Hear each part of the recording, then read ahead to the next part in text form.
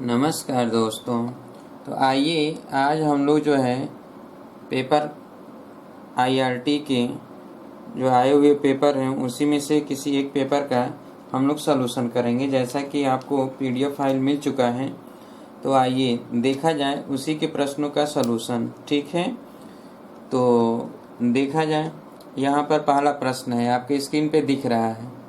ठीक है, यदि f(x) बराबर 2x³ plus mx square minus 3x plus n तथा 2-3 समीकरण f(x) बराबर 0 के मूल हैं, तो m तथा n का मान ज्ञात कीजिए।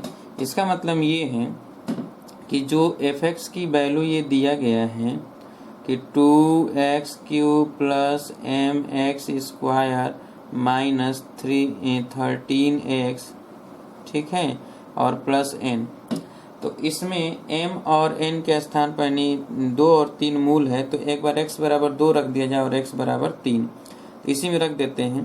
तो 2 गुणे 2 का क्यूब प्लस 2 का क्यूब 8 हो जाएगा और प्लस m 2 का स्क्वायर 4 होगा माइनस, ठीक है, और यहाँ पे हो जाएगा 13 गुणे 2 और प्लस n बराबर 0, ठीक, क्योंकि यहाँ पे x बराबर 0 कह रहा है। अब ये हो जाएगा 16 plus 4m minus 26 plus n बराबर 0। यहाँ पे हो जाएगा 4m प्लस n बराबर हो जाएगा, ये 16 है, ये 26 है, तो 26 में से 16 जाएगा 10, इधर आएगा तो बराबर 10, समीकरण 1। ठीक है, दूसरा हो जाएगा कि इसी में हम 3 रख दें, तो जब इसमें 3 रखेंगे तो 2 गुणे 3 का क्यूब 27 प्लस m गुणे 3 का स्क्वायर 9 माइनस 13 गुणे 3 प्लस n बराबर 0। ये हो जाएगा 27 दूना के 54 plus 9m minus 39 plus n बराबर 0। यहाँ पे हो जाएगा 9m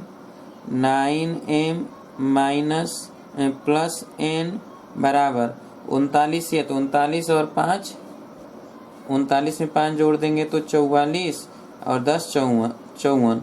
इसका मतलब ये हो जाएगा कि ये इधर जाएगा, तो यहाँ तो प्लस 14 है, इधर जाएगा तो माइनस 14। ठीक है, समीकरण 2।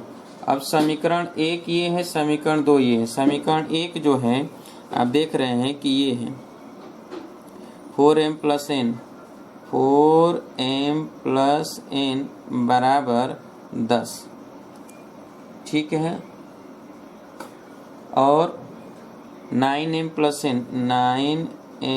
प्लस n बराबर है 14 माइनस 14, इधर आ गया तो माइनस 14, घटा दें तो ये n कैंसिल, 9 में से 4 जाएगा 5m माइनस बराबर 10 और 4 10 और 14 24 हो जाएगा। ठीक है, तो m बराबर हो जाएगा, यहाँ पर हम देखेंगे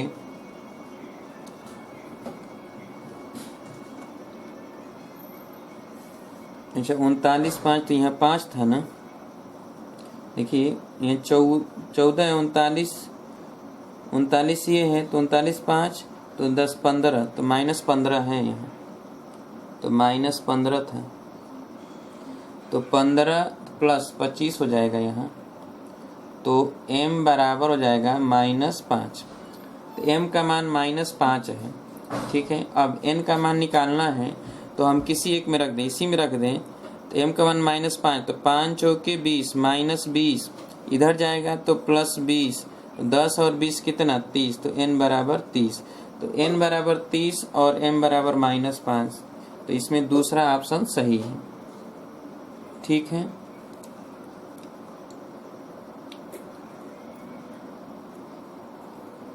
आइए अगला नंबर देखा जाए।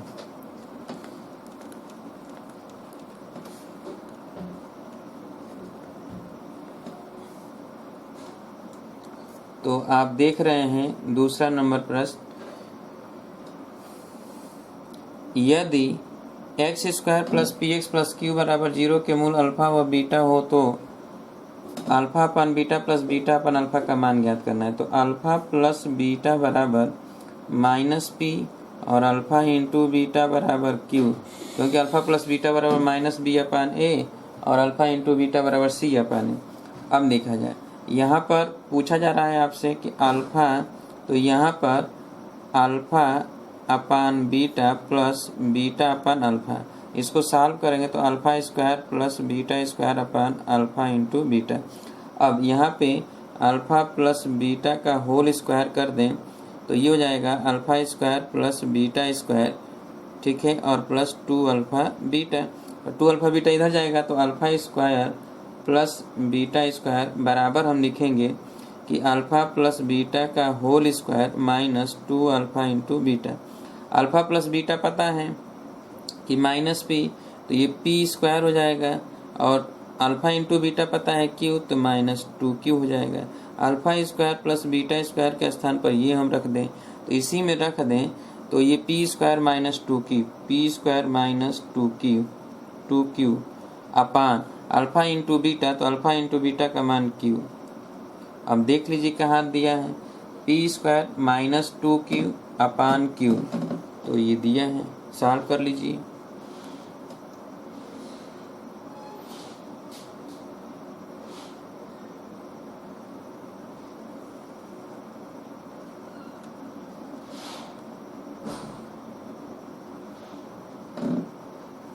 हो गया।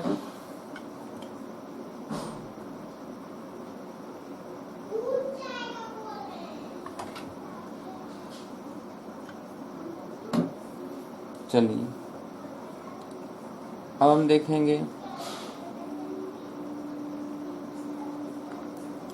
अगला नंबर,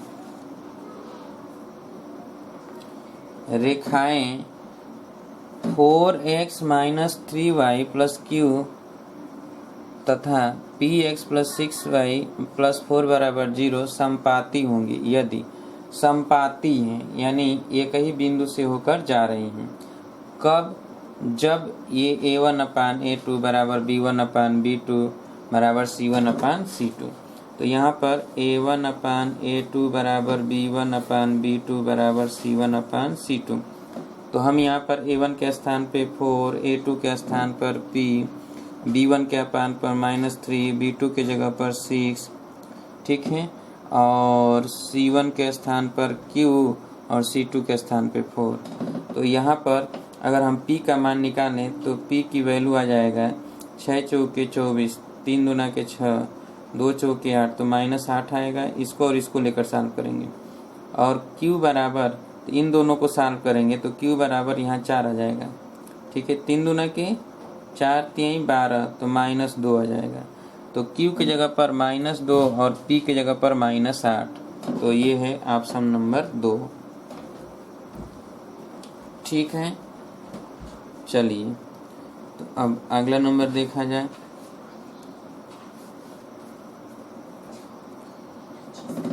तीन संख्याओं के योग को यदि पहली, दूसरी तथा तीसरी संख्याओं से क्रमशः गुणा किया जाए तो गुणनफल क्रमशः 18, 144 और 162 प्राप्त होते हैं।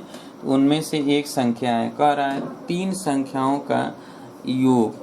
तो मान लेते हैं x plus y plus z, ये तीन संख्या है। पहली संख्या से जब गुणा करते हैं तब, तो पहली संख्या से गुणा कर दें तो x का गुणा कर दें, x into x plus y plus z, ठीक है, तो ये 18 मिलता है।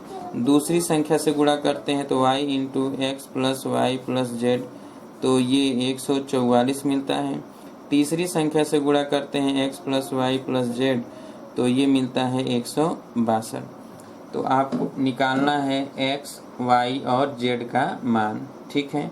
तो हम क्या करें कि यहाँ पर x, y, z का अनुपात निकालने। तो देखिए इन तीनों का हम अनुपात अगर निकालें तो ऐसे, इन तीनों से अनुपात निकालेंगे तो ऐसे आएगा ना कि x into x plus y plus z संबंध है, y into x plus y plus z संबंध है, z into x plus y plus z, यही आएगा। और बराबर होगा क्या, 18 संबंध 144 संबंध 162, यही तो होगा। तो हम क्या करें, कि अब यहाँ पे निकाल लेते हैं तो ये कैंसिल हो जाएगा, हट जाएगा। तो ये तो x संबंध y संबंध z का अनुपात आ गया। अब क्या आया, तो इधर देख लीजिए कि 18 से अगर कट जाता है तो काट दीजिए, तो 18 कम 18, ठीक है। और ये देखिए कि कितने बार में कट जाता है, 144, तो 18 8 है, तो एक संबंध है 8। फिर देखिए किससे कटता है, 18 से 18 9, तो एक संबंध है 8 संबंध है 9, ठीक है। अब देखिए कि x y और z का अनुपात आ गया। अब हमको x का मान निकालना है, y का मान निकालना है, z का मान निकालना है। तो कैसे निकालेंगे, तो हम इसी में मान रख दें, ठीक है। जब मान रख देंगे, जैसे मान लें x का मान 1 है, तो यहाँ पर 1a यानी a, यहाँ 9a, यहाँ 8a, यहाँ z की जगह पर 9a रख दें। तो चलिए यहाँ पर a है और फिर यहाँ पर a प्लस 8a और प्लस 9a, ठीक है, बराबर लिख दें 18, जोड़ दें। तो देखा जाए तो a 8 1 9 9 18, 18a स्क्वायर बराबर a, तो a बराबर 1, a का मान आ गया 1। तो जब a का मान 1 आ गया तो इसका मतलब x बराबर हो गया 1, b बराबर हो गया b बराबर यानी y बराबर हो गया 8, ठीक है, और z बराबर हो गया 9। बस यही हो गया x y z। तो पूछा गया उनमें से एक संख्या कौन है, तो 1 8 9 में से कोई एक दिया है तो सही होगा।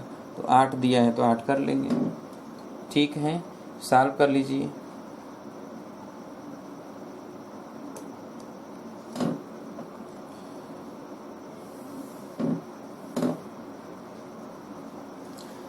अगला नंबर देखा जाए, दिया गया है कि यदि a बराबर x सच डैश x, यह जो है वल शब्द का अक्षर है और b लो शब्द का अक्षर है और c उल शब्द का अक्षर है, तो a b c जो समुच्चय हैं वो क्या है, तो ये सभी बराबर होंगे, a बराबर b बराबर c, क्योंकि इसमें भी LWO है, इसमें भी LWA है, इसमें भी LWO है, ठीक है। तो ये तीनों के तीनों आपस में क्या होंगे, बराबर होंगे। अगला नंबर देखा जाए, कहा जा रहा है कि tan थीटा बराबर -4/3 तथा थीटा का मान 90 अंश से 180 अंश के बीच है, तो ज्ञात करना है। क्या ज्ञात करना है कि sin theta plus cos theta minus tan theta, ठीक है, ये ज्ञात करना है। अपान sec theta plus cosec theta minus cot theta का मान ज्ञात करना है। tan थीटा का मान -4/3 है और 90 से 180 के बीच में है, तो हम यहाँ पर मान रख देंगे, ठीक है। तो मान रखते हैं sine theta plus cos theta, तो साइन थीटा का मान जब द्वितीय पाद में है तो साइन का मान प्लस होगा। अब देखिए ये ऐसे अगर रखें यहाँ पर, तो ये लंब है, ये आधार है, तो ये 5 आएगा, ठीक है। अब ये सभी, तो साइन थीटा का मान हम रखेंगे, cos थीटा का, tan थीटा का, सब चिन्ह सहित रखेंगे, ठीक है। तो साइन थीटा का मान यहाँ पर, साइन थीटा का मान वहाँ से देखें तो 4/5 होगा, 4/5 प्लस cos थीटा, तो cos थीटा का मान माइनस आएगा, -3/5, ठीक है। और माइनस tan थीटा, तो tan थीटा का मान तो दिया ही है, -4/3, तो माइनस माइनस प्लस 4/3। अब नीचे सेक थीटा, तो सेक थीटा माइनस होगा, -5/3। कोसेक थीटा प्लस होगा, ठीक है, कोसेक थीटा का मान हो जाएगा 5/4। और काट थीटा, तो काट थीटा का मान -3/4। अब इसको सॉल्व करना है, तो चलिए हम सॉल्व करते हैं। तो यहाँ पर 4 में से 3 जाएगा तो 1, तो यहाँ पर हो जाएगा 1/5 और प्लस 4/3, ठीक है। यहाँ पे हो जाएगा 5 में से 3 जाएगा 2, तो यहाँ -5/3 और प्लस 5/4। अब इसको सॉल्व कर लें, तो यहाँ पे 5 का 3 में होगा तो 15 हो जाएगा, क्यों, और यहाँ पे हो जाएगा 3 और प्लस 5 चौके 20, ये 5 है, और यहाँ पे 4 5 20, तो -20 होगा क्योंकि माइनस है, और ये गुणा हो जाएगा 3 का 5 में तो प्लस 15 और पूरे का बटा 3 चौके 12। अब हम देखेंगे कि यहाँ पर क्या मिलता है, तो इसको सॉल्व किया जाए अगर, तो ये 12 ऊपर चल जाएगा और 20 3 23, तो 23 × 12, ठीक है। और नीचे 20 15, तो 15 निकल जाएगा तो -5 और गुणे 15 हो जाएगा। ठीक है, तो अब यह जो है 3 5 15, 3 चौके 12। ठीक है, तो -25 ऊपर गुणा 4 3 12, 4 दूना के 8 1 9 और -25, तो -92/25। तो देख लीजिए कहीं दिया है -92/25? नहीं दिया, 23/5 दिया है। ठीक है, 23/5, तो 23/5, 23 गुणे 12 होगा ना, ये 12 ऊपर जाएगा, 23 गुणे 12 हो जाएगा। 23 गुणे 12 बटा -5 गुणे 15, तो ऑप्शन में दिया नहीं है। ठीक है, बना लीजिएगा, कर लीजिए जल्दी से सॉल्व इसे।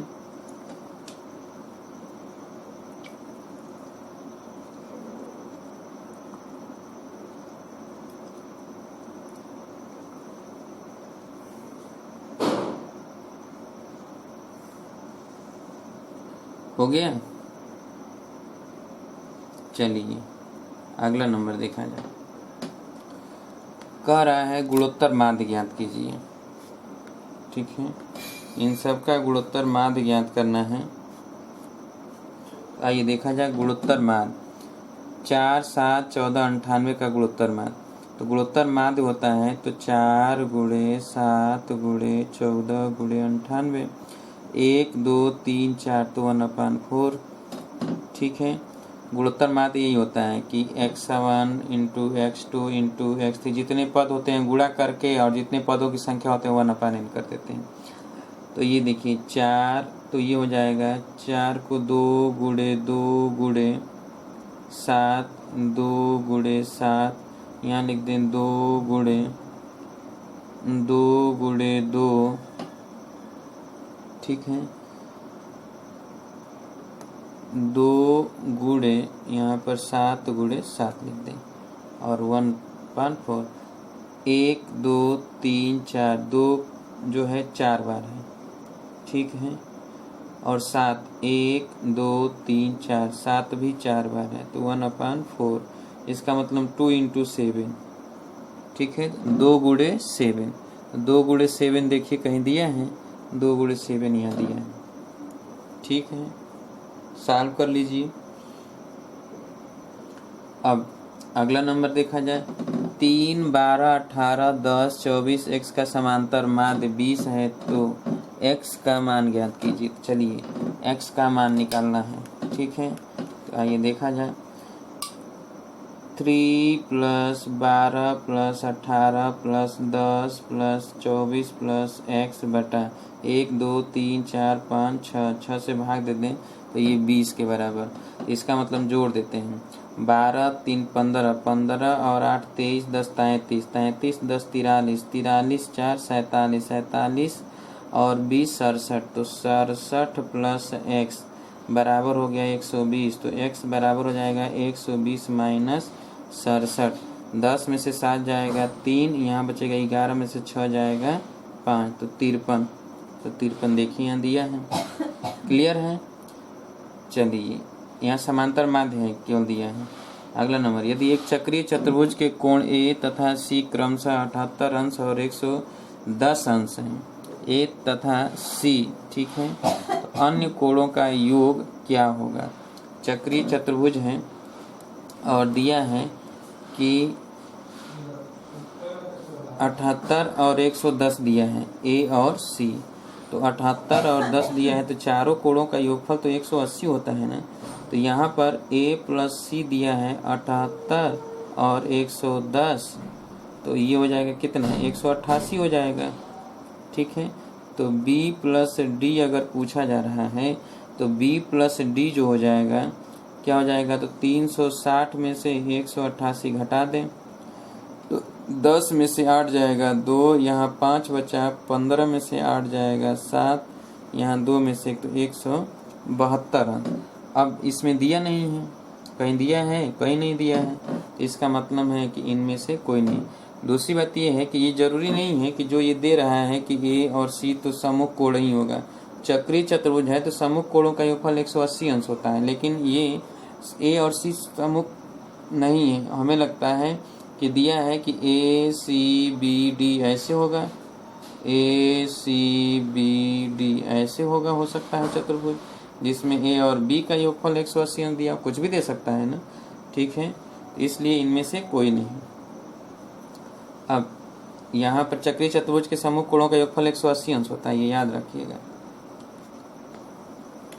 अब वृत्त की एक जीवा की लंबाई वृत्त की त्रिज्या के बराबर है, उस जीवा द्वारा लघु तथा दीर्घ वृत्त खंडों में अंतरित कोण क्रमशः है।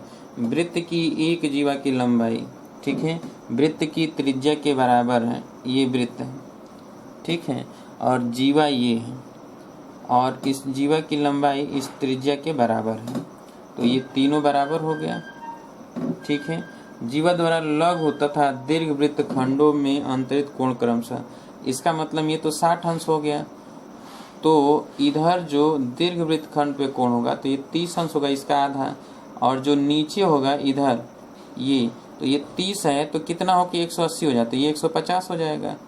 तो लघु वृत्त खंड पे 150 होगा और दीर्घ पर 30 होगा, तो पूछ रहा है कि लघु तथा दीर्घ पर, तो 150 और 30, ठीक है, उल्टा नहीं करेंगे नहीं तो गलत कर जाएंगे, ठीक है।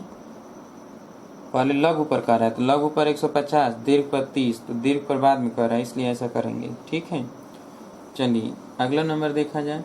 ए तथा बी मिलकर किसी कार्य को 32 दिन में समाप्त कर सकते हैं, ठीक है। यदि ए अकेला उस काम को 44 दिनों में कर सकता है, तब बी अकेले उस काम को कितने दिनों में करेगा। तो ए और बी किसी कार्य को मिलकर 32 दिनों में कर सकते हैं, तो एक दिन में 1/a + 1/b बराबर 1/32, ठीक है। ए उसे 44 दिन में कर सकता है, ए बराबर 44 दिया है, तो 1/44 + 1/b बराबर 1/32, तो 1/b बराबर 1/32 - 1/44, ठीक है।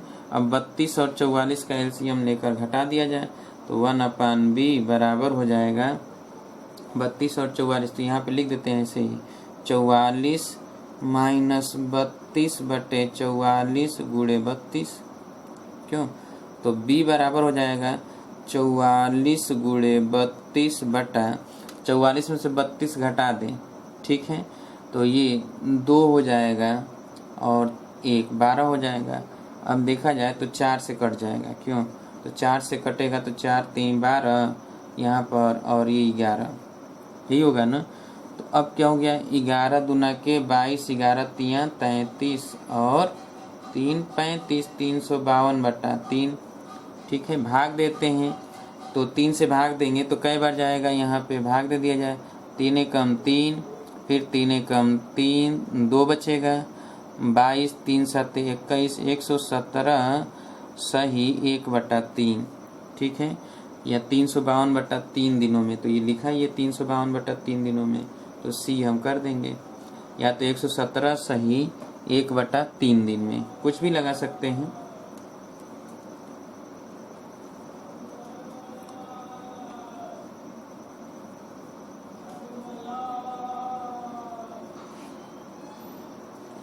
अगला नंबर देखिए, a + b दिया है कि a + b क्या दिया है समझिए, a + b दिया है √3 तथा a - b दिया है √2, तब 4ab और a² + b² का मान पूछा गया है, ठीक है।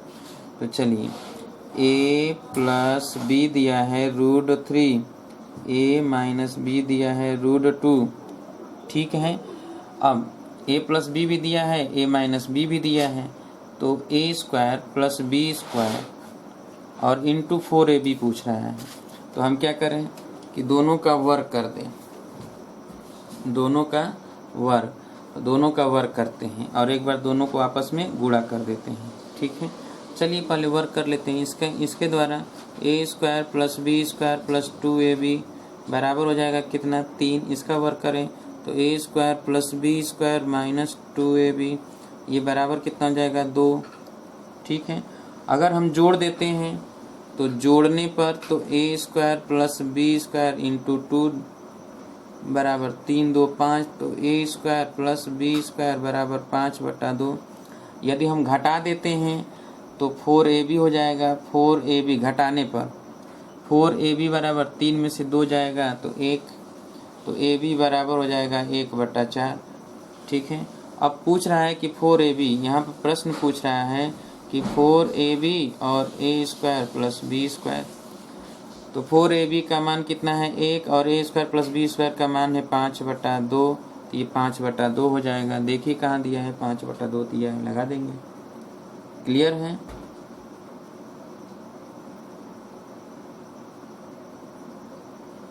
हो गया।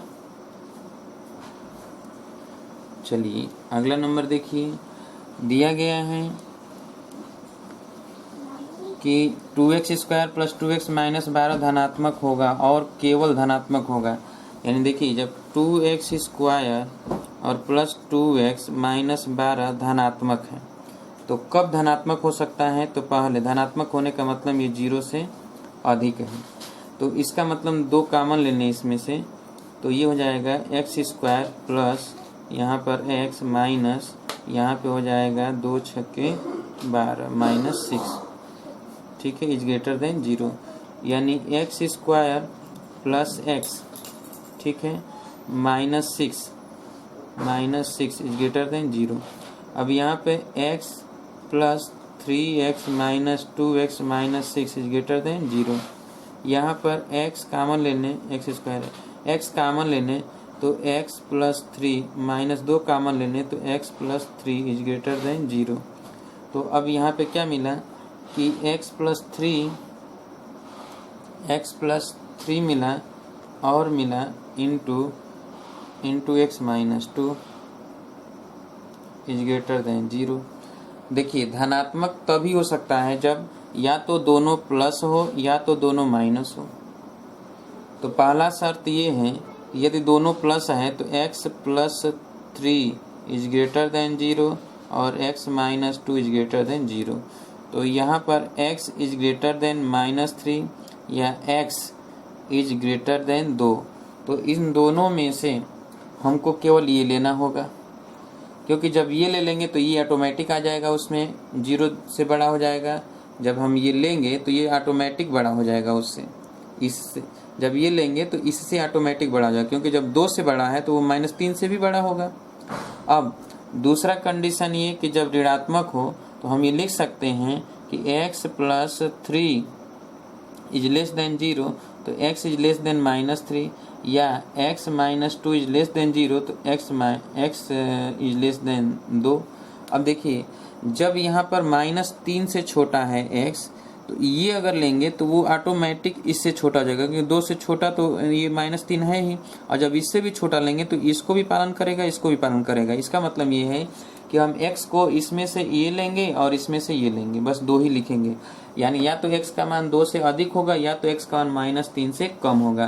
तो अब यहाँ पर देख लीजिए कि x का मान 2 से अधिक है और x का मान -3 से कम है, तो यहाँ पर कौन सा लगाएंगे, चौथा लगाएंगे।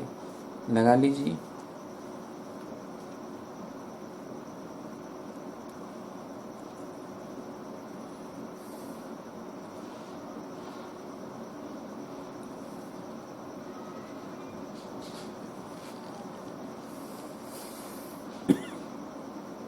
हो गया।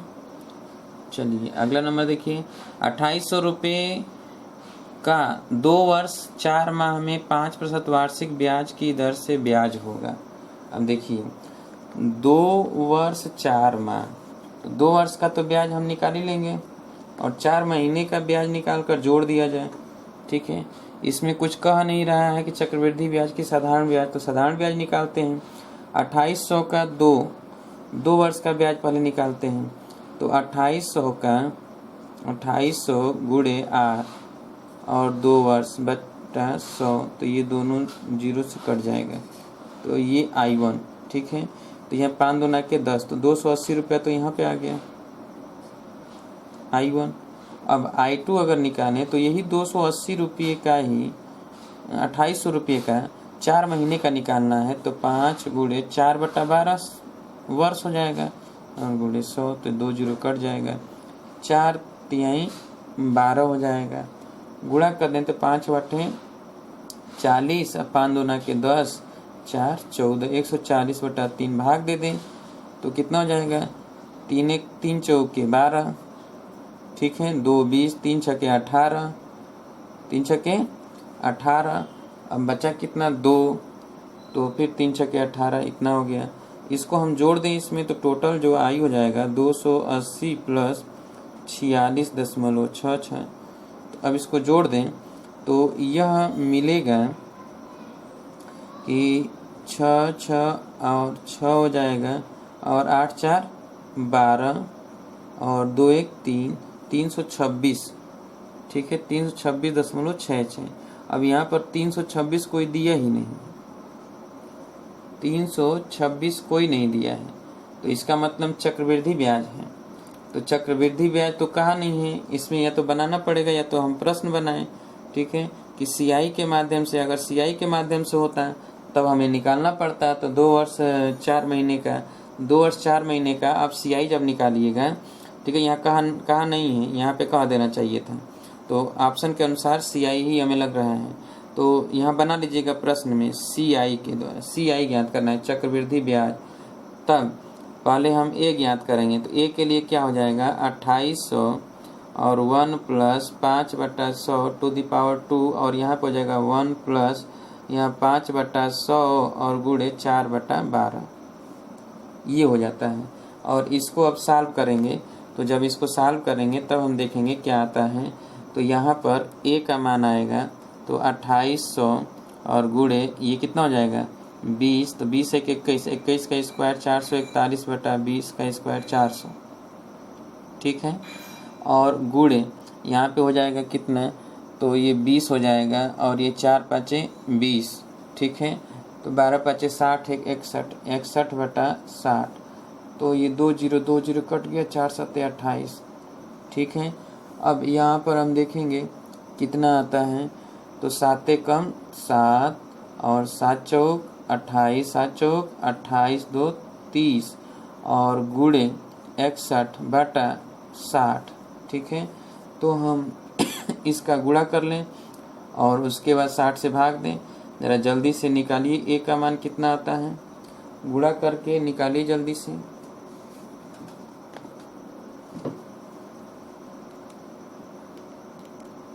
जल्दी से निकालिए गुणा करके।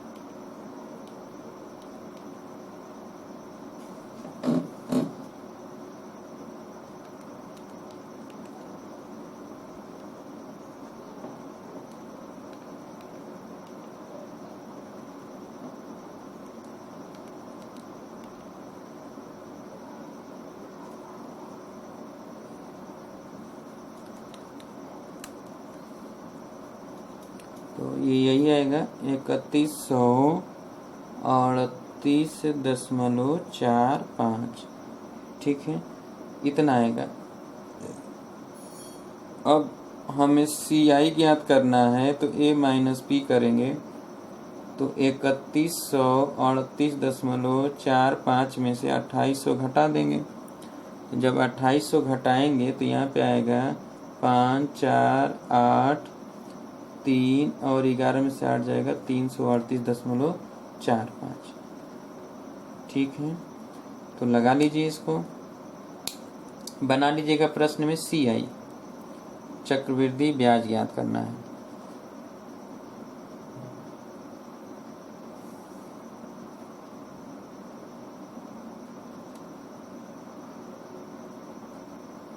हो गया, चलिए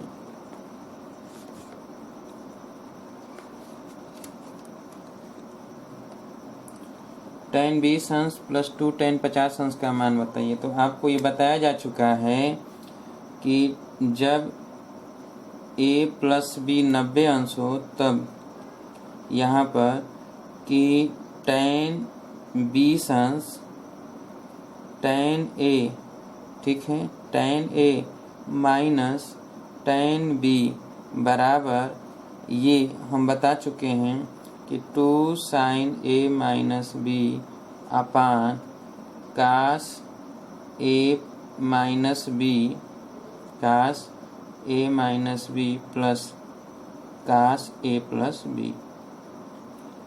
ठीक है, तो यहाँ पर अगर a प्लस बी 90 अंश होता है तो ये बता चुके हैं कि जैसे 20 हो गया या 70 हो गया, तो हम यहाँ पर जब मान रखते हैं तो tan आता है। यानी ऐसे अगर लिख दिया जाए, ठीक है, कि tan 70 माइनस tan 20 अगर लिखा हो तो ये क्या आता है, तो ये आता है 2 tan 50। ठीक है, तो इसको जब इधर लेके आएंगे तो tan 70 माइनस 2 tan 50, ठीक है, या tan 20 है तो tan 20 उधर चला जाएगा तो प्लस हो जाएगा, तो tan 20 प्लस 2 tan 50 बराबर हो जाएगा tan 70। तो यहाँ पे tan 70 लगा देंगे। ठीक है, या तो अगर सॉल्व करना है तो हम इसी को सॉल्व कर लेंगे। 50 को लिखेंगे 70 माइनस 20, क्या लिखेंगे 70 माइनस 20, 50 को बस सॉल्व हो जाएगा। वैसे हम बता चुके हैं ये सभी, ये याद रखना चाहिए आप सभी को कि जब tan 70 प्लस tan 20 लिखा जाता है तो 2 sec आता है 50, और जब tan 70 माइनस tan 20 लिखते हैं तब यहाँ पे 2 tan 50 आता है। इन दोनों कोणों के अंतर के बराबर कब, जब ये योगफल 90 होता है तब। ठीक है, चलिए अगला नंबर देखा जाए। नदी के एक किनारे पर खड़े स्तंभ का दूसरे किनारे पर उन्नयन कोण 60 अंश है, जो किनारे के लंबवत 30 मीटर चलने पर 30 अंश हो जाता है। नदी की चौड़ाई है, तो नदी की चौड़ाई कितना है ये देखना है। ठीक है, तो आइए नदी की चौड़ाई देखा जाए। तो यहाँ पर कह रहा है कि यहाँ पर जब हम हैं यहाँ पर तो उन्नयन कोण 60 अंश है, और जब ये यहाँ पर आ जाते हैं तो उन्नयन कोण कितना रहता है 30 अंश हो जाता है। तो नदी की चौड़ाई है, तो नदी की चौड़ाई कितना है ये x ज्ञात करना है। तो ये कितना मीटर चला जा रहा है 30 मीटर चला जा रहा है। ठीक है, तो हम tan 60 अंश लिखेंगे, tan 60 अंश बराबर, अगर ये h है तो h अपान x, इसका मतलब है कि h बराबर लिखेंगे √3x, समीकरण 1, और tan 30 अंश बराबर लिखेंगे h अपान 30 प्लस x, और इसका मान 1/√3, 1/√3 बराबर h अपान 30 प्लस x। तो यहाँ पर हो जाएगा 30 प्लस x बराबर √3h। ठीक है, अच्छा h के जगह पर हम क्या लिखेंगे, तो √3x, तो √3h के जगह पर √3x, तो 3x हो गया, 30 प्लस x, तो उधर जाएगा 30 बराबर 2x, तो x बराबर 15,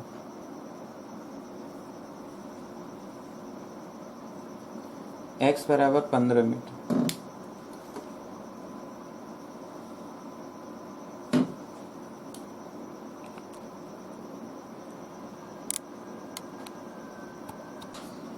चलिए आइए देखा जाए कि एक केंद्र पर 2 वृत्त बनाए गए हैं। इनमें से 10 सेंटीमीटर व्यास वाली वृत्त की 8 सेंटीमीटर लंबाई की जीवा छोटे वृत्त को स्पर्श करती है, ये है, और ये ऐसे बना है।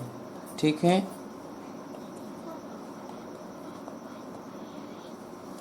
तो अब क्या होगा कि यहाँ पर ये यहाँ से ऐसे खींच दिया जाए जीवा, जो 8 सेंटीमीटर लंबी जीवा है। ठीक है, और ये 10 सेंटीमीटर व्यास है, तो ये त्रिज्या हो जाएगा कितना 5। ठीक है, तो ये हो गया 4, इधर भी 4, तो ये कितना हो जाएगा 3। ठीक है, तो छोटे वृत्त का व्यास तो 3 सेंटीमीटर त्रिज्या हो गया, तो व्यास कितना हो जाएगा 6 सेंटीमीटर हो जाएगा। क्लियर है। अगला नंबर देखिए, कह रहा है कि बिंदु 3 1 8 1 4 4 तथा -1 4 एक चतुर्भुज के शीर्ष है तो वह चतुर्भुज होगा। यानी ABCD दिया गया है ये, तो पहले AB निकाल लिया जाए, तो ये A है, ये B है, ये C है, ये D है। ठीक है, तो चलिए हम निकाल लेते हैं AB। तो AB कैसे निकलेगा, तो AB को निकालते हैं, तो AB का स्क्वायर ही निकाल लेते हैं, कोई दिक्कत नहीं। 3 में से 8 जाएगा 5, 5 का स्क्वायर 25, और एक में से एक जाएगा 0, तो ये 25 ही रहेगा। चलिए BC का स्क्वायर निकालते हैं। तो BC ये 8 में से 4 जाएगा 4 का स्क्वायर, और 4 में से जाएगा 3 का स्क्वायर 9, तो 4 का स्क्वायर 16 और 9, तो ये 25 हो जाएगा। फिर CD का स्क्वायर देखते हैं इसमें, तो 4 और 1 तो माइनस में प्लस 5 का स्क्वायर 25, 4 में से 4 जाएगा 0, तो ये 25 ही हो जाएगा। AD का स्क्वायर निकालते हैं, तो ये और ये तो 3 माइनस 1 तो माइनस 4, 4 का स्क्वायर 16 और 3 का स्क्वायर 9, ये भी 25, तो ये चारों बराबर हो गया। अब हम AC निकालेंगे इससे और इसके बीच की दूरी, तो 3 माइनस 4 तो 1 का स्क्वायर 1, ठीक है, प्लस अब 1 माइनस 4 3 का स्क्वायर 9, तो 9 1 10, ठीक है, ये AC स्क्वायर हो गया। BD स्क्वायर निकालते हैं, तो BD 8 माइनस 1 तो 9 का स्क्वायर 81, और 1 माइनस 4 तो माइनस 3 का स्क्वायर 9, तो इसका मतलब 90। इसका मतलब ये कि चारों बराबर है भुजा, परंतु AC और BD बराबर नहीं है। AC is not equal to BD, इसलिए सम चतुर्भुज होगा। क्या होगा? सम चतुर्भुज। अगर विकर्ण बराबर हो जाता तो वर्ग हो जाता, ठीक है, तो सम चतुर्भुज होगा। क्लियर है? AB BC CD AD निकाल लिया गया, फिर AC और BD निकाल लिया गया। AC BD बराबर नहीं है, इसलिए सम चतुर्भुज है। अगला नंबर देखा जाए कि दिया गया है कि a to the power x बराबर n, ठीक है, a to the power x बराबर n, जिसे हमने लिखा है कि log of n base a बराबर x, ठीक है, ये लिखा जाएगा। अब जहाँ a आधार है तो आधार a का मान क्या हो सकता है? तो आधार का मान शून्य नहीं होता है।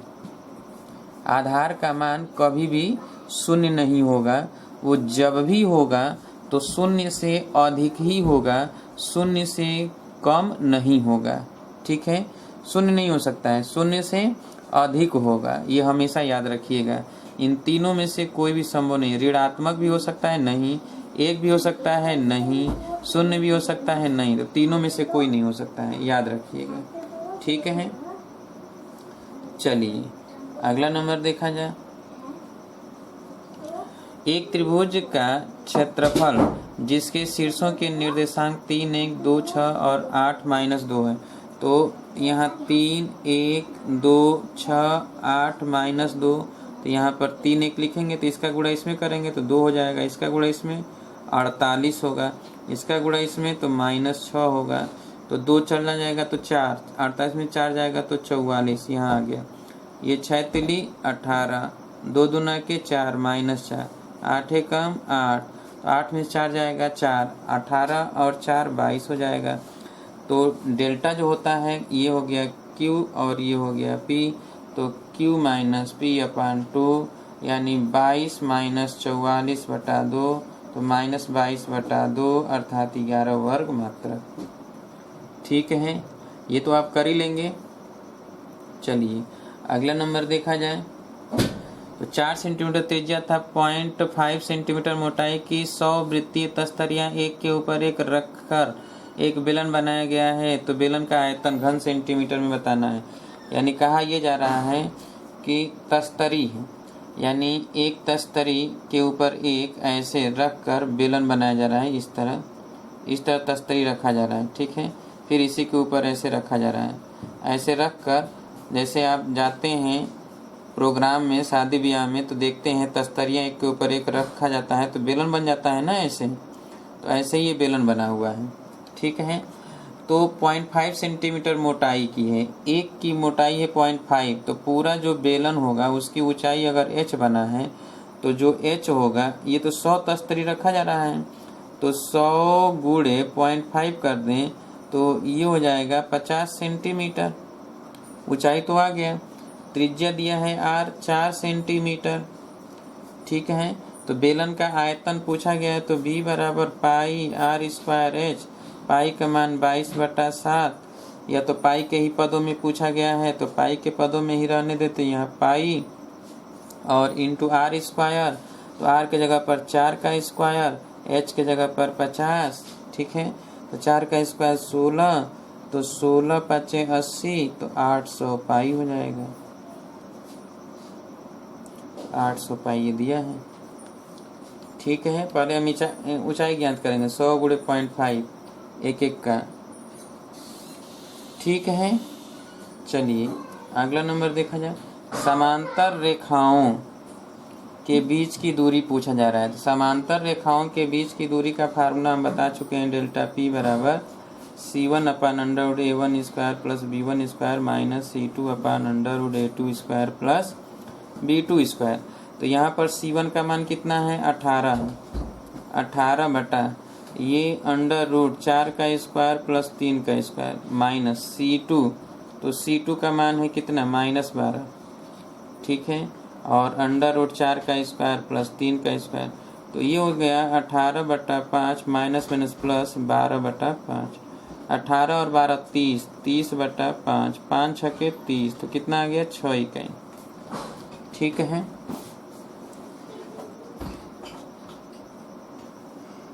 तो 6 इकाई आ गया। चलिए अगला नंबर देखा जाए।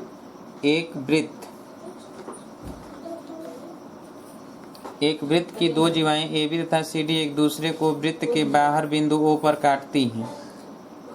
ये है वृत्त, एक दूसरे को काटती हैं। ठीक है, O पर।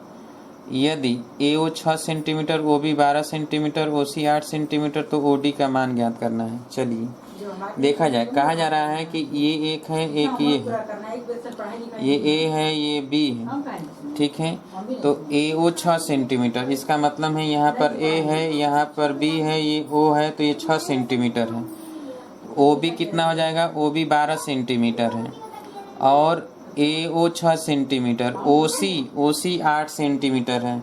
तो OC जो है 8 सेंटीमीटर है। तो OD पूछा जा रहा है। हमें पता है कि OA इंटू OB बराबर OC गुणे OD। तो OA का मान कितना है? OA का मान है 6, OB का मान है 12, OC का मान कितना है? 8, OD का मान x। तो x बराबर 6 गुणे 12/8, 4 दूना के 8, 4 3 12, 2 3 6, 3 3 लिखे 9, तो 9 सेंटीमीटर।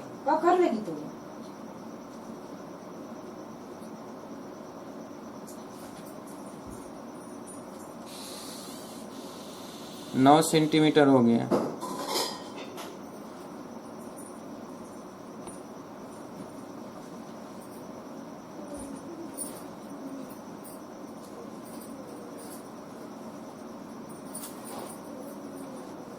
अगला नंबर देखा जाए। एक घन तथा उसके अंदर बने गोले के आयतन में अनुपात यदि गोला घन की सभी भुजाओं को छूता हो। चलिए, गोला जो है घन की सभी भुजाओं को या गोला घन की सभी भुजाओं को छूता हो। तो चलिए, घन भुजा को नहीं छूता है, सभी फलकों को छूता है। सभी फलक को छुएगा तो जो घन का जो व्यास होगा, गोला का व्यास होगा, वो घन की भुजा की लंबाई के बराबर होता है। तो ये हम बता चुके हैं कि गोले का आयतन जो होता है वो 4/3 पाई R क्यू के जगह पर AQ/8 हो जाएगा, क्योंकि R के जगह पर A/2 लिखेंगे। तो ये तो हो गया गोला का आयतन। ठीक है, और घन का आयतन हो जाएगा कितना? तो घन का आयतन हो जाएगा AQ। तो AQ का जगह पर हम लिखेंगे AQ लिखेंगे। अब V1 अपन अगर V2 कर दें तो ये 4/3 AQ अपान 4/3 पाई, और यहाँ पर AQ बटा कितना? 8। ठीक है, तो AQ कट जाएगा, ये 8 से लेके 24 ऊपर जाएगा, तो ऊपर हो जाएगा कितना? 24। नीचे कितना है? 4 पाई, 4 छके 24, तो 6/पाई, तो 6 संबंधे पाई का अनुपात। ठीक है, अगला नंबर। 3 सेंटीमीटर त्रिज्या वाले बेलनाकार लकड़ी से बने हुए विकेट के एक सिरे को छील कर शंक्वाकार बनाया गया। यदि इस भाग की लंबाई 5 सेंटीमीटर हो तो छीलन में निकली लकड़ी का आयतन क्या होगा? यानी कहा जा रहा है कि जब कोई विकेट बनाया जाता है, जैसे ये लकड़ी है बेलनाकार, तो ये बेलनाकार लकड़ी है और इसको जो है हमें बनाना है क्या, ऐसे विकेट बनाना है। तो नीचे का नोकीलादार भाग बनाना होगा। तो ये बनाया गया, तो इधर का जो बेकार हुई लकड़ी है, तो बेकार हुई लकड़ी इधर है और इधर है। तो यही पूछा जा रहा है कितना बेकार हुई लकड़ी है। तो हम क्या करेंगे कि हमें पता है कि ये जो 2/3 भाग होता है, इतना जो बेलन का आयतन होगा इसका 2/3 भाग इधर है और 1/3 इसका आयतन होता है। तो हम तुरंत जो है बेलन के आयतन का 2/3 इतनी ही ऊंचाई का निकालेंगे। तो बेकार हुई लकड़ी का डेल्टा भी आयतन निकालें तो 2/3 और पाई आर स्क्वायर एच। तो 2/3 पाई आर है त्रिज्या 3 सेंटीमीटर त्रिज्या, 3 का स्क्वायर, एच ऊंचाई 5। तो 3 से ये कट जाएगा, 5 3 15, 15 दूना के 30, 30 पाई। तो 30 पाई घन सेंटीमीटर बेकार चला जाएगा। इस स्क्वायर नहीं क्यू, 30 सेंटीमीटर, 30 पाई घन सेंटीमीटर जो है बेकार हो जाएगा। क्लियर है?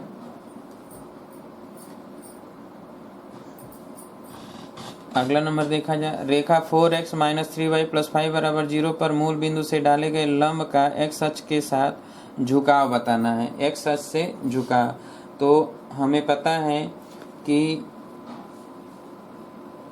आप जानते हैं कि जब मूल बिंदु से लंब हो p और अल्फा झुकाव हो तो फार्मूला होता है x cos alpha + y sin alpha बराबर p।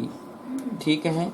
यहाँ पर अगर कोई भी हम देखें तो ये cos अल्फा, ये sin अल्फा उधर p होता है। इसको जब इस रूप में हम लिखते हैं, जब रेखा का समीकरण हो ax + by + c = 0, इस रूप में लिखा जाता है। तो हम ऐसे लिखते हैं कि ax + by = -c, या इसी में √a² + b² से भाग देते हैं। ठीक है। और इधर भी भाग देते हैं √a² + b² से। तो जो cos अल्फा होता है, cos अल्फा वो हो जाता है a/√a² + b², और sin अल्फा जो होता है b/√a² + b², और p हो जाता है ये। tan अल्फा जब निकालेंगे तो sin अल्फा अपन cos अल्फा यानी b/a। तो जो tan अल्फा निकलता है, tan अल्फा वो तो b/a आता है। तो b का मान यहाँ पर कितना है -3, a का मान कितना है 4, तो 3/4 -3/4। तो tan अल्फा तो tan इनवर्स हो जाएगा -3/4। याद रखिएगा ये, और ये बता चुके हैं। ठीक है, b/a। अगला है कि एक रेखा बिंदु 6 2 से होकर जाती है तथा बिंदुओं -2 4 तथा 5 3 को मिलाने वाली रेखा पर लंब है। उस रेखा का समीकरण बताइए। तो कहा जा रहा है कि दो बिंदुओं से होकर जा रही है। ठीक है, एक रेखा 6 2 से होकर जाती है तथा बिंदुओं इतने इतने को मिलाने वाली रेखा पर लंब है। तो इससे होकर जाने वाली रेखा जो कि इन दोनों से मिलाने वाली रेखा पर लंब है। ठीक है, तो हम क्या करें कि इन दोनों से होकर जाने वाली रेखा की प्रवणता m ज्ञात कर लें। तो ये हो जाएगा y2 3 - 4/5 -2, तो -1/7। तो m डैश हो जाएगा 7, जो कि इसकी प्रवणता पता हो गया। और इस बिंदु से होकर जाने रेखा का समीकरण, तो y - y1 तो 2 हो जाएगा, और m डैश के जगह पर लिखेंगे 7, और x - x1 6। तो ये हो जाएगा y - 2 = 7x - 7 छके 42। अब देखिए ये 42 जब इधर आएगा तो प्लस हो जाएगा, यानी 7x - y और -40 = 0। तो ये हो गया C। ठीक है, सॉल्व कर लीजिए।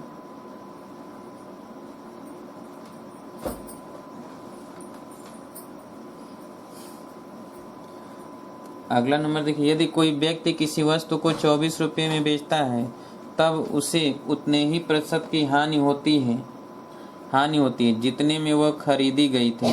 तो वस्तु का क्रय मूल्य ज्ञात कीजिए। तो वस्तु का क्रय मूल्य बताना है। तो इस तरह के प्रश्न हमने बहुत सारा सॉल्व किया था। ठीक है, फिलहाल आप देखो जरा कैसे हम सॉल्व करेंगे यहाँ पर। तो जैसे सपोज दैट मान लिया जाए कि अगर कोई भी वस्तु का क्रय मूल्य है x, ठीक है, तो x प्रतिशत का हानि होता है। तो कितने में बेचा गया है? 24 रुपये में बेचा गया है। ठीक है, तो उतने ही प्रतिशत की हानि होती है। इसका मतलब ये है कि विक्रय मूल्य तो दिया है 24, क्रय मूल्य कितना है x, तो विक्रय मूल्य बराबर होता है क्रय मूल्य गुणे, ठीक है, 100 प्लस माइनस तो माइनस एक्स अपान 100। तो यहाँ पर लिख दें 24 और यहाँ पे x 100 माइनस एक्स बटा 100, तो ये हो जाएगा 2400। क्यों, इसका गुणा करेंगे तो 2400, तो ये हो जाएगा 100x माइनस एक्स स्क्वायर बराबर हो जाएगा 2400। तो एक्स स्क्वायर और ये जब उधर जाएगा एक्स स्क्वायर माइनस 100x, ठीक है, और प्लस 2400 बराबर 0। तो 2400 का खंड कर दिया जाए तो 2400 का खंड हो जाएगा 60 गुणे 40। कितना हो जाएगा 60 गुणे 40, जिसका योगफल 100 आ जाएगा। तो 60 और 40, तो 40 और 60 में से कुछ भी हो सकता है x का मान, ठीक है। इसी को सॉल्व करके निकाल लिया जाता है x की वैल्यू। अगला नंबर कहा जा रहा है कि यदि अति आवश्यक वस्तुओं का औसत मूल्य 1994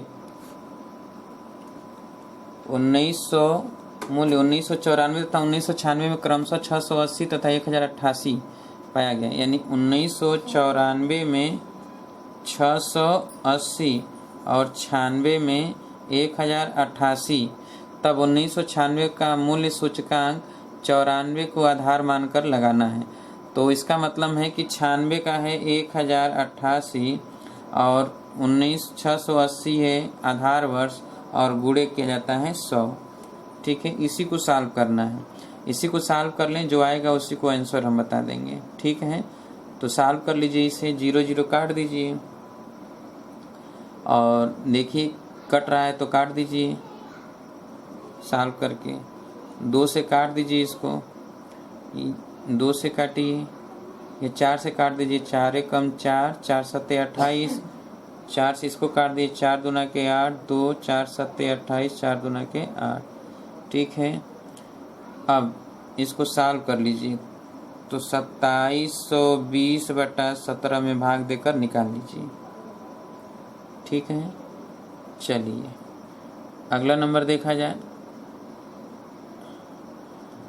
log 2 बराबर इतना, log 3 बराबर इतना, तो log 3 पर 2 का मान ज्ञात करना है। देखिए अब ये पूछ रहा है कि log 2 लेकिन बेस 10 है, log 3 तो बेस 10 है, और पूछ रहा है ये, तो log 2 बेस 3 का मान पूछ रहा है। तो इसको आप लिखेंगे log 2 अपान log 3। अपनी आवश्यकता अनुसार बना लिया जाता है बेस, जब भी इस तरह देता है तो हमको 10 चाहिए 10 यहाँ भी लिख लेंगे, 10 यहाँ, 20 चाहिए तो 20 लिख लेंगे, 30 चाहिए तो 30 लिख लेते हैं। अब यहाँ 0.3010 और ये 0.4771, तो 30 10 बटा 4771 भाग देकर निकाल लेंगे, ठीक है। अगला है कि cos π/7, cos 2π/7, cos 3π/7, cos 4π/7, cos 5π/7, cos 6π/7 का माध्य ज्ञात करना है। तो माध्य होता है पदों का योगफल बटे पदों की संख्या, तो सबको जोड़ देंगे, ठीक है। तो cos π/7 plus cos 2π/7 plus cos 3π/7 plus cos 4π/7 plus cos 5π/7 और प्लस cos 6π/7, ठीक है। और पूरे का बटा 6 करेंगे, तो इसको जब जोड़ेंगे तो इसका योगफल होता है 0। इसका योगफल क्या हो जाएगा 0 हो जाएगा, तो 0 बटा 6 बराबर 0, ठीक है। आप इसको ऐसे भी लिख सकते हैं, 6π/7 को पाई माइनस π/7 करोगे तो 180 माइनस थीटा बराबर माइनस cos थीटा, तो ये इससे कटेगा, सब कट जाएगा तो 0 आ जाता है, ठीक है। हालांकि उसके लिए हमने फार्मूला बताया था। अगला है कि एक त्रिभुज के शीर्ष इतने इतने हैं, तो इस त्रिभुज के केंद्रक की प्रथम शीर्ष से दूरी बताइए। तो चलिए केंद्रक का निर्देशांक निकाल लें, तो केंद्रक हो जाएगा, केंद्रक तो 1 + 3 + 8 बटा 3, 2 + 4 + 6 बटा 3, 1 3 4 8 12 बटा 3, तो ये 4 हो जाएगा, 4 2 6 6 12, तो ये भी 4 हो गया। प्रथम शीर्ष से दूरी यानी 1 और 2 से दूरी, इनके बीच की दूरी, तो √4 - 1 का स्क्वायर और प्लस 4 - 2 का स्क्वायर, तो ये हो जाएगा 3 का स्क्वायर 9, 4 2 का स्क्वायर 4, तो रूट कितना हो गया 13 मात्र। तो रूट के अंतर्गत 13। ठीक है। अगला देखा जाए, बिंदु इतने इतने को मिलाने वाली रेखा x अक्ष द्वारा किस अनुपात में विभाजित होगा? तो x अक्ष द्वारा लैम्डा बराबर y1 अपान y2। ठीक है। तो y1 अपान y2, तो y1 का मान है 4, तो 4 बटा -1, तो 4 संबंधी 1 के अनुपात में अंतः विभाजन। तो 4 संबंधी 1 के अनुपात में अंतः विभाजन। ठीक है। अगला है कि 12 सेंटीमीटर व्यास वाले वृत्त के अंदर बनाए गए समखष्टभुज का क्षेत्रफल ज्ञात कीजिए। तो 12 सेंटीमीटर वृत्त के अंदर व्यास वाले, तो आपको बताया जा चुका है कि जब खष्टभुज होता है, ठीक है, तो खष्टभुज की भुजा की लंबाई a इस वृत्त के त्रिज्या के बराबर होता है। तो आपको पता हो गया कि 12 सेंटीमीटर व्यास है तो त्रिज्या 6 सेंटीमीटर, भुजा 6 सेंटीमीटर आ गया, तो क्षेत्रफल होता है 6 इंटू √3/4 इंटू ए स्क्वायर। तो 6 गुणे √3/4 इंटू ए स्क्वायर, 6 का स्क्वायर, 6 का स्क्वायर 36, 36 4 9 36, 9 6 का 54, तो 54√3, तो 54√3। ठीक है।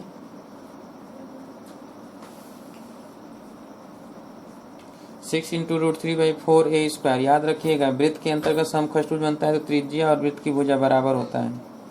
ठीक है। अगला दिया गया है कि एक लंब वृत्तीय शंकु की ऊंचाई 15 सेंटीमीटर, आधार त्रिज्या 8 सेंटीमीटर, शंकु के कुल सतह का क्षेत्रफल। तो पहले हमें एल चाहिए। एल बराबर हो जाता है √r का स्क्वायर प्लस h का स्क्वायर। r कितना है 15 और 8 का स्क्वायर, तो यह आ जाएगा कितना 17। तो एल बराबर 17 आ गया। तब होता है संपूर्ण पृष्ठ होता है पाई आर एल प्लस आर। तो यहाँ पर रख दें पाई आर, आर का मान कितना है 8 और एल कितना आ गया 17 प्लस 8, तो 25, 25 बटे 200 पाई, तो 200 पाई वर्ग सेंटीमीटर। ठीक है। अगला देखिए, दिया गया है कि a माइनस बी बराबर π/4, तो 1 plus tan a into 1 minus tan b का मान होगा। तो देखिए दिया गया है इसमें कि a माइनस बी बराबर π/4। ठीक है। तो हम इसको सॉल्व करते हैं कि 1 प्लस tan a और 1 माइनस tan b की जगह पर लिखेंगे 45 minus a, 1 plus tan a into 1 minus, इसको लिख दें tan 45 minus tan a upon 1 plus tan 45 into tan a। अब ये 1 प्लस tan a और ये 1 minus tan a upon 1 plus tan a, और इसको सॉल्व करेंगे तो ये यहाँ आ जाएगा।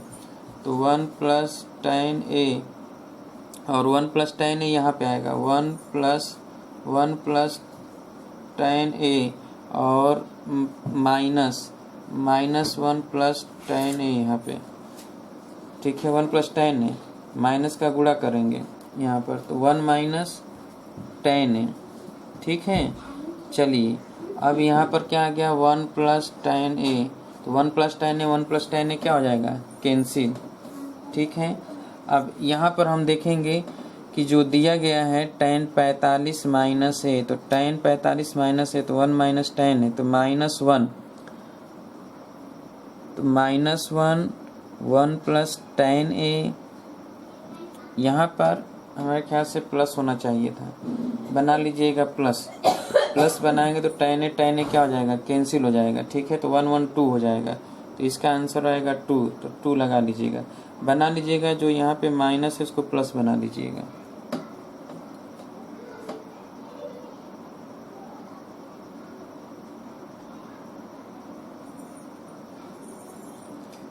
ऐसे में आंसर नहीं मिलेगा। क्लियर है। तो आज हम लोगों ने IRT का एक पेपर सॉल्व किया है। ठीक है। आए हुए प्रश्न थे IRT के। तो जो भी लोग आपके परिचित में हैं जो अभी तक नहीं क्लास कर रहे हैं, उन्हें बता दीजिए कि क्लास में प्रैक्टिस चल रहा है, और अब वर्क एंड टाइम, कार्य और समय, स्पीड, टाइम, डिस्टेंस भी हम पढ़ाएंगे SSC वालों को। तो आप चाहेंगे तो उस समय भी आप देख लेंगे। जिसको भी देखना होगा तो वो बता देंगे, व्हाट्सएप पे भेज देंगे कि कार वर्क एंड टाइम का जो भी लोग पढ़ना चाहते हैं तो हम उनको भी लिंक भेज दिया करेंगे। ठीक है, वर्क एंड टाइम, कार्य समय, चाल समय, दूरी, ये सब पढ़ाएंगे एसएससी के लिए 8 बजे से। ठीक है, तो कल 8 बजे से पढ़ाएंगे वर्क एंड टाइम, और आप लोगों को तो ऐसे ही जो पढ़ाया जा रहा है वो पढ़ रहे हैं। ठीक है, तो तब तक के लिए कल मुलाकात होगी ठीक इसी समय। तब तक के लिए नमस्कार दोस्तों।